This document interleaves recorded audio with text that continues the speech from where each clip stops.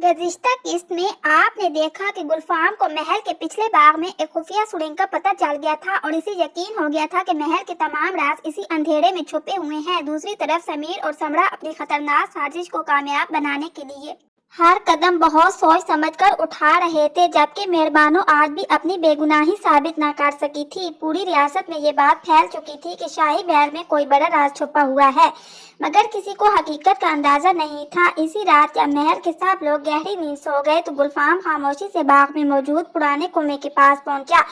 इसने लालटेन जलाई और आहिस्ता आहिस्ता खुफिया सीढ़ियों से नीचे उतरने लगा। सुरंग के अंदर अजीब सी खामोशी थी।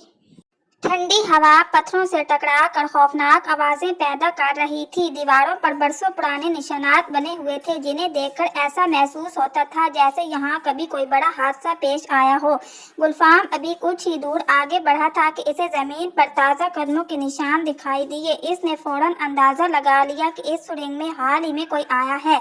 वो इन निशानात का पीछा करता हुआ आगे बढ़ा तो अचानक इसे दीवार के पीछे से धीमी आवाजें सुनाई दी।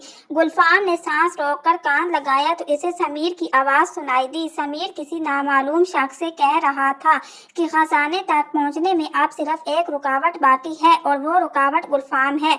अगर वो ज्यादा करीब आ गया तो हमारा बरसों का मंसूबा नाकाम हो जाएगा। ये सुनते ही गुलफाम हैरान रह गया, क्योंकि इसका मतलब था कि समीर कई बरसों से इस महल पर नजर रखे हुए था। गुलफाम अभी मजीद बात सुनने की कोशिश कर ही रहा था कि अचानक इसके पीछे किसी के कदमों की चाप सुनाई दी। वो फौरन पलटा, मगर वहाँ कोई नहीं था। चंद लम्हे बाद इसकी लालटेन खुद ब खुद बुझ गई और पूरी सुरंग गहरे अंधेरे में डूब गई। गुलफाम ने तलवार निकाली और एहतियात से आगे बढ़ने लगा। अचानक किसी ने इस पर हमला किया, मगर गुलफाम ने बर्वक्त वार रोक लिया। हमला आवर ने अपना चेहरा कपड़े से छुपा रखा था। दोनों के दरमियान चंद लम्हे जबरदस्त मुकाबला हुआ, मगर वो नकाबपोश शख्स धुएं का एक छोटा सा गोला फेंककर अंधेरे में गायब हो गया। गुलफाम ने इसका पीछा करना चाहा, मगर रास्ता दो हिस्सों में तकसीम हो चुका था। इसे समझ नहीं आ रहा था कि किस तरफ जाए। इसी वक्त इसकी नज़र दीवार में बनी एक छोटी सी दरार पर पड़ी। इसने पत्थर हटाया तो अंदर एक पुराना संदूक रखा था। संदूक के अंदर सोने या हीरे नहीं थे, बल्कि एक कदीम किताब और एक शाही मोहर रखी हुई थी।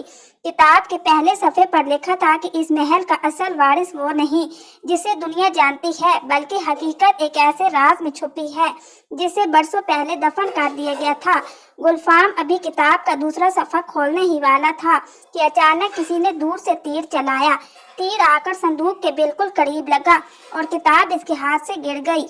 गुलफाम ने फौरन किताब उठाई, मगर हमला आवर अंधेरे में गायब हो चुका था।